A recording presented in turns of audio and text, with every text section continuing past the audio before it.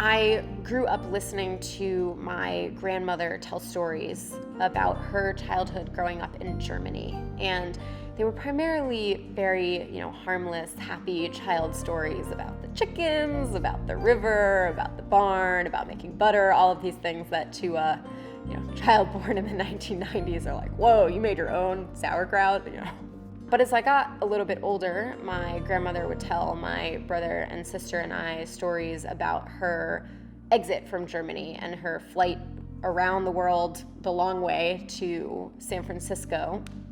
And it wasn't until many years later that I actually read in a book by her brother, my great uncle, that they had these letters that they had sent back and forth to my great-grandparents trying to get them out of the camps in Germany. And the letters stopped because they couldn't get them out.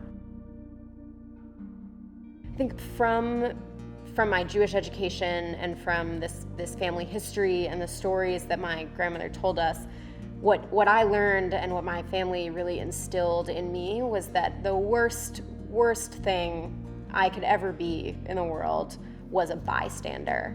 And so my pursuit of climate activism is rooted in my pursuit to be the opposite of a bystander. It's rooted in my pursuit to take action.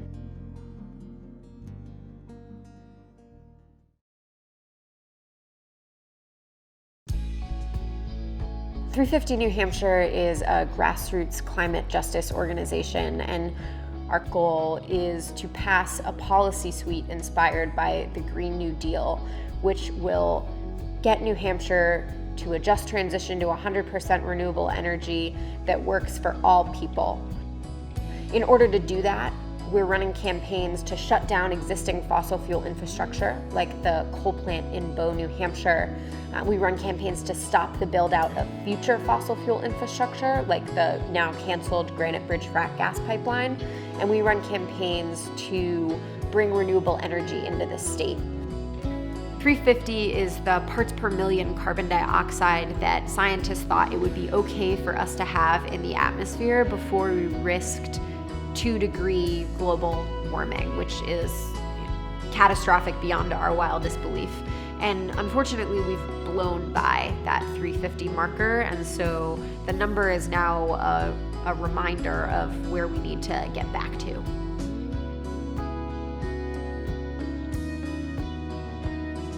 When we look at the climate crisis, we actually know that we have the technological and policy solutions to stop the climate crisis.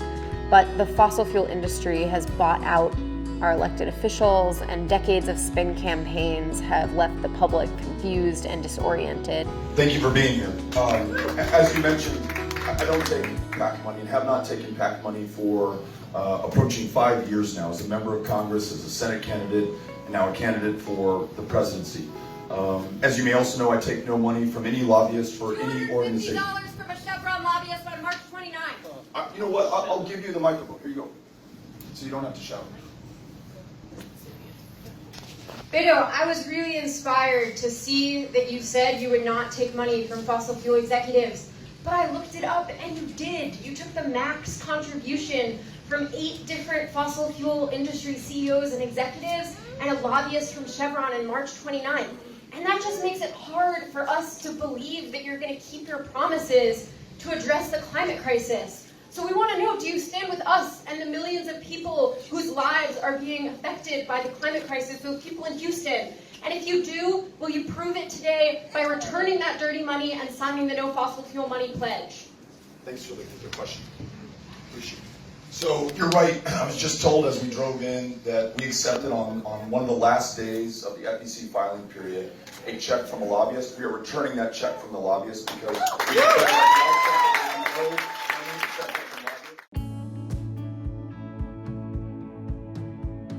When I was a freshman at Tufts University in 2011, there was no student climate group, and a couple friends and I actually went ahead and launched the Tufts Divest campaign and launched Tufts Climate Action. When I graduated in 2015, I actually left the country and went and lived in South America for 2 years. And while I was in South America, I would be on a mountain in Peru and I would get a little bit of Wi-Fi signal and ping of Wi-Fi, and I'd see a news article or text, and eventually, fairly quickly, it got to the point where I could not stay so far away while I was watching my peers go to Standing Rock and the people that I'd organized with in college take jobs doing what we'd been doing as student activists. And so I moved back to the United States and I started applying for jobs in the climate movement. 350 New Hampshire applied for a grant from the Lewis Family Foundation to work on the Granite Bridge frack gas pipeline campaign, and it was a proposal to build a 27-mile fracked gas pipeline from Stratham, New Hampshire, all the way over to Manchester along Route 101, and to build a 2 billion cubic foot liquefied fracked gas storage tank in a residential community in Epping. 350 New Hampshire was really the only organization working on this campaign, and we were struggling to gain traction and certainly struggling to fund the campaign. So the Lewis Family Foundation were some of the first funders to be willing to give us a grant. If it had been built, it would have been just miles away from Alnoba. In July of 2020, we officially won the campaign to stop the Granite Bridge pipeline. Without the grant from the Lewis Family Foundation to hire an organizer to do that work, that would not have been possible. I started attending events at Alnoba a couple years ago and was lucky enough to actually be able to bring the entire 350 New Hampshire team to do a leadership training retreat at Alnoba a couple years ago, and since then we've been back, and it's always such a pleasure to be able to take time away with the team and to especially spend it in such a beautiful and relaxing place.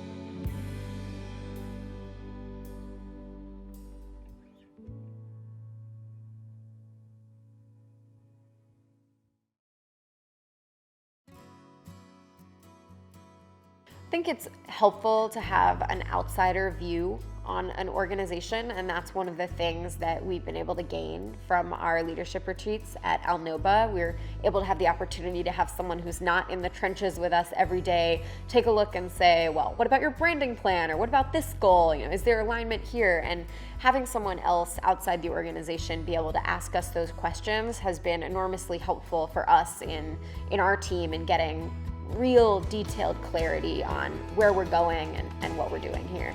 But at the end of the day, we believe that we do stronger work when we work together, and that means taking the time to also set goals and priorities together. It feels like a great privilege to be able to spend time at Alnoba. We are on largely unceded Indigenous land, and here that's Wabanaki territory, and I appreciate that the Lewis family is doing their best to steward the land in a responsible way.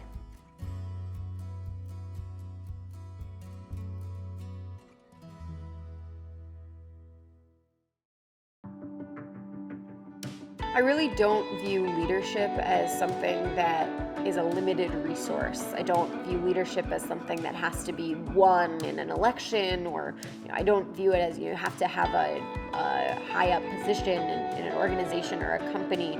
We really view leadership as something for everyone to take and embody and to be a part of.